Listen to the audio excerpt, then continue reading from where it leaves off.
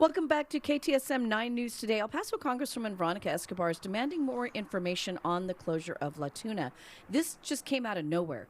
Not only did local government entities not know about it, neither did our El Paso Congresswoman. She sent a letter to the Federal Bureau of Prisons director where she voiced some concerns. In the letter, she wrote in part, quote, "Despite the direct impact of the closure of La Tuna will have on my constituents and the surrounding community who are employed by the Bureau of Prisons, my office was not given prior notice to the decision." She also said it impacts the people detained at the facility who are now facing relocation to other sites, which would be away from their legal representation and resources. And then she went on to post some other questions on Facebook. Take a listen. I am asking for answers from the Bureau of Prisons. One of the reasons they claim they have to shut it down is because of the infrastructure needs. Well, we just gave them $5 billion to address these infrastructure needs. Where did that money go? Are they planning on privatizing these jobs and this facility? So on KTSM.com, you can check out the list of the other 18 questions that she asked.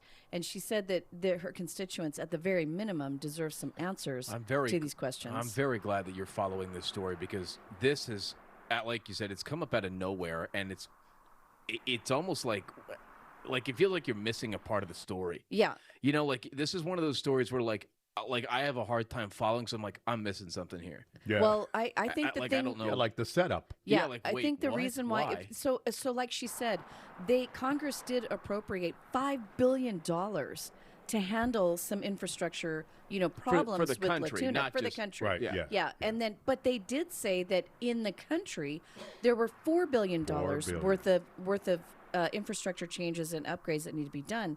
And she says, okay, well, you guys have the money. Yeah. But here's the problem. Now, all of a sudden, we don't know where the money is. Mm-hmm. So it's like, okay, what is going on there? And then my whole thing is, are they going to privatize it? Which I think is what's going to happen.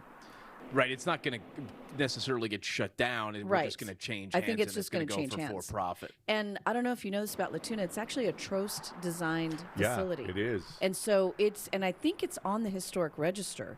And the thing is that, look, I'm all about law and order. But I got to tell you, I have a real problem with prisoners getting moved to different locations because, like Mike said earlier, the closest is either Austin or in Arizona. Yeah. So all of a sudden you have, that's that far? yeah. So all of a sudden you have no availability of families because they'd have to travel to go see 8 their hours each people. way. Yeah. Or their legal representation. And that's an issue. Where's the one in Arizona? Tucson, I think. It's Yeah. by Tucson. Yeah. It's under And 4 the other one, hours is, from I there. think, is on Bastrop.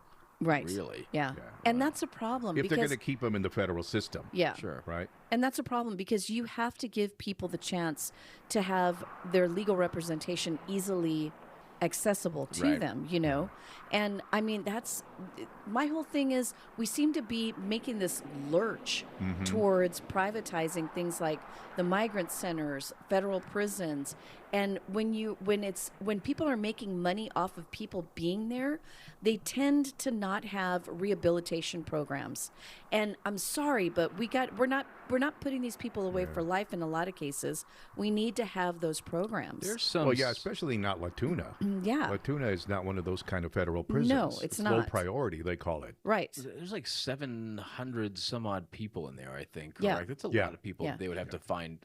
I mean, 700 doesn't seem like a lot, But that's a lot of people. It's a lot of jail cells. And then here's the other thing. It's not just the people who are working there that are going to lose their jobs. It's all the other support, contracts, things for cleaning, things for, food, all that stuff like that. All those people. That's why it's going to be such a huge financial impact on our community. a lot of people there that's going to need to be relocated Yeah. if this all goes down. So we'll continue